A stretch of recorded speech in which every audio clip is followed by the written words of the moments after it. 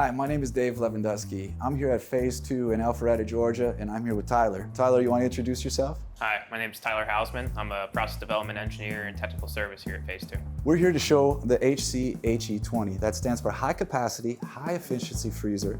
And you know, this freezer is good for either liquid phase storage or vapor phase storage. It's ideal for large scale clinical biobanks, different applications where you have a large collection that you need to store cryogenically.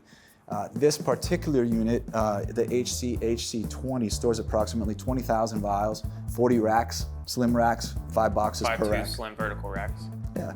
So, but we do have capacities much larger than this. In fact, it always goes, our largest goes up to 106,500 vials, 2 ml vials. So you can see that we do have probably a solution for whatever size collection you do have. Tyler, large-scale operations are really concerned about security and control of their systems. I know that this HCHE freezer has some specific features built in. You want to talk about a couple of those? Yeah, so the big thing we worked on with the DLS3 control was being as user-friendly and next generation as possible. So having things like remote monitoring, where you can get SMS and email messages about alarms that might be happening with your unit, along with being able to track your temperature and levels at the same time. I also wanted to ask you, what are some of the features that are built in around the safety? Yeah, so big things that we worked on was safety. For user access, having limited roles for people as they're using the units. Along with that, we're able to make sure that if the unit is filling, we can watch the fill valves and make sure that it's not stuck open, possibly having an overfill event, something of that nature, along with also having built-in redundant fill valves that is an option for any user. Yeah, I think those are really important features, and they're so important to be tracked, especially in more regulated industries like cell and gene therapy, where you have to have all of that documentation. To be able to have all that tracked in the cloud, readily available, is really important.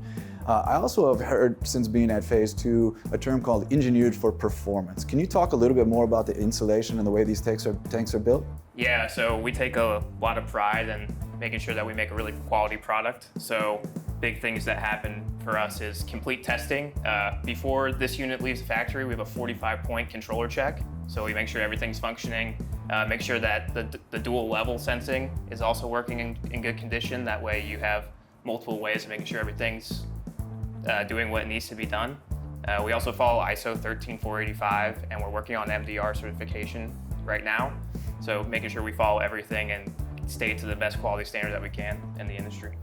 So now that we know that this tank is of the utmost highest quality, right, and capability, and we have smaller sizes and larger size capacity, let's talk about some of the ergonomic features and what makes this product so user-friendly. Yeah. So I think first of all, I wanted to highlight the step down here. And I know that it's attached, which is nice because sometimes people have steps that can move away from the system, or the system rolls away from the steps, which is obviously a very dangerous situation. So maybe we can demonstrate how these steps work. So you're going to step on that lever, and then I just simply have to push down here, and then it's locked in place. And when we're done, you can click and lock back up into place, so you still have that walk space, and the staircase is not in the way. So we know that it has this ergonomically safe step, which is a nice feature. Also, on the top, you talked about some of the features built into the lid. Can you talk about some of those? Yeah, so big thing is we have a built-in lid switch, which, as you can see now, we're in the closed state. When we go to open, it will start an automatic defog. So on top of that, you'll be able to see everything in your tank quickly and very easily, and then it will also trigger to turn the light on inside the unit. And then when you're done using your lid and getting your samples and you go to close, it will start a quick chill event and make sure everything gets back to a colder temperature in a quick amount of time. Wow, those are nice. So let's see what it looks like. When we lift up, I'll describe it. But inside, there's actually defogging. So immediately I can see down into the tank and I can see the exact numbers and easily locate the desired rack. Also, the light is on inside, so it just makes it so much easier to see. So when we close the lid, this is when the quick chill event begins. Yep, we've now signaled on the screen that we're in a quick chill event. Those settings are changed by the user, so you can decide what time comes 30 seconds from the facility. Great, and everything is lockable and fully secure that way as well. Absolutely, you can put locks on the lid, and we're working on an interlock system as well that we'll be able to lock users out if needed. Well, this has been great.